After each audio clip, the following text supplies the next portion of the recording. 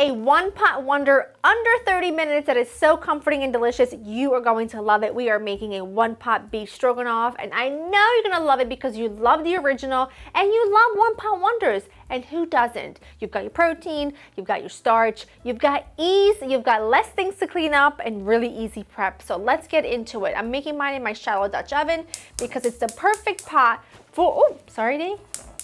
It's the perfect vessel to hold all of this in. To it, I'm going to add a little bit of olive oil. I'm going to be using ground beef. I have made this recipe using sirloin. I find that it just comes out tough.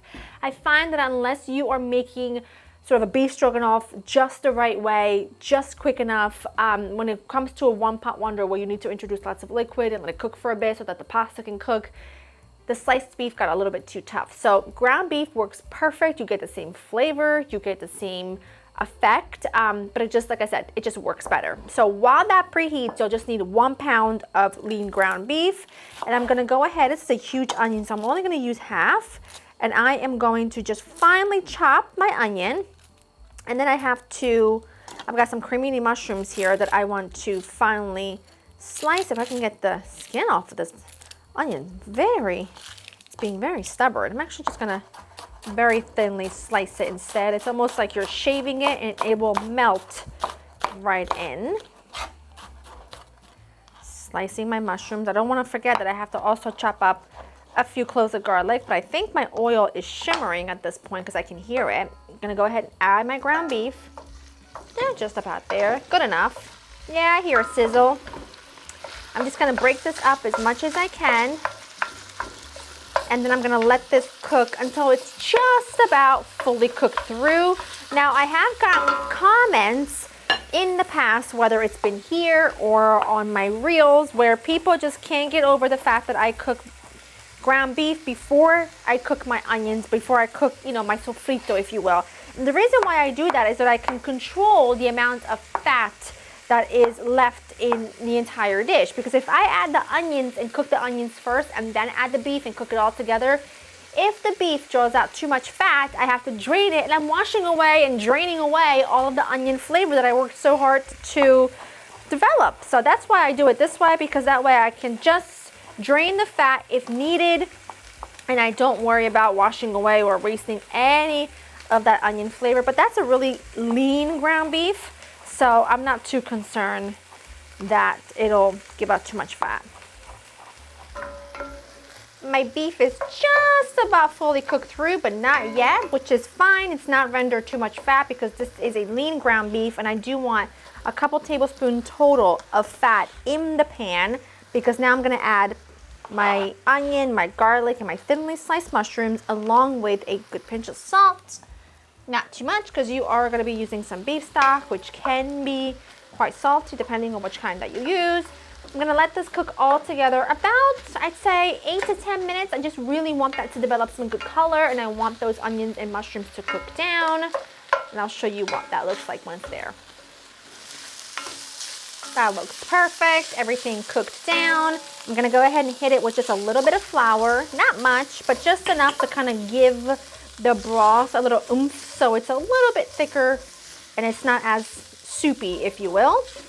Just make sure you coat that in. Once you no longer can see the flour, which only takes like between 20 and 30 seconds, you see there's no longer any raw flour anywhere, then you can go ahead and add your liquid. I am gonna add a little bit of white wine.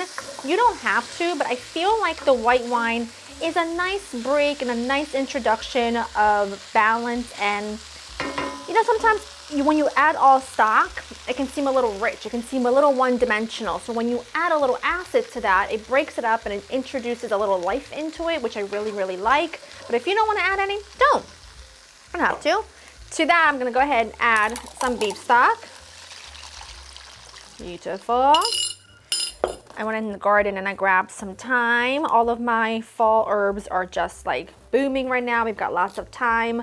We've got lots of rosemary, lots of sage, and I'm gonna use it because now is the time, It's the time to add some thyme. You see what I did there? You see? You see that? Okay, never mind. Never mind.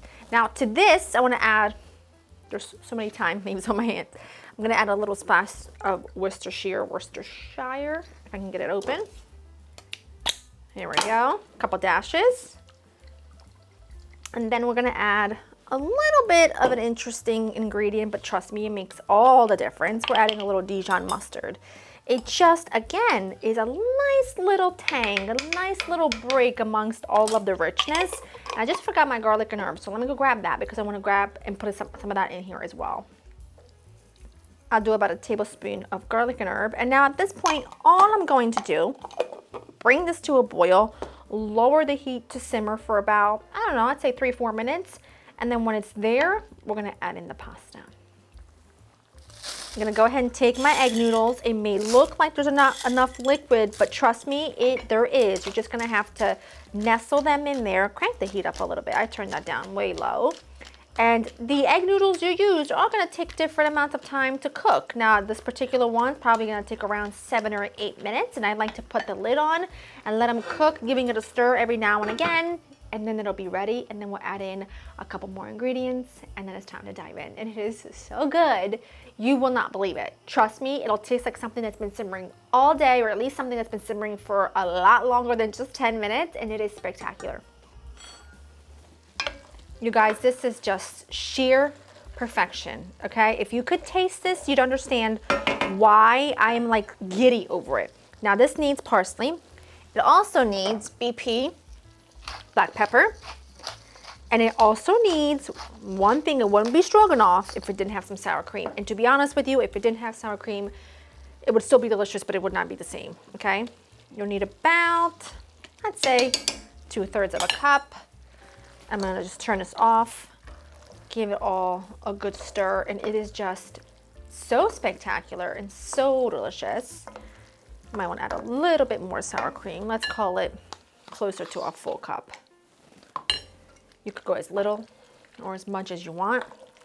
It's making my mouth water because I just know that this is gonna be spectacularly delish. Look at that. Oh my stars. It is everything I want it to be and then some. It's absorbed all of that broth so perfectly. It didn't take very long to cook at all. And it's going to deliver so big on flavor. You just wait. We are all very excited for dinner tonight. Oh, that's not nice. Hold on, because this is hot.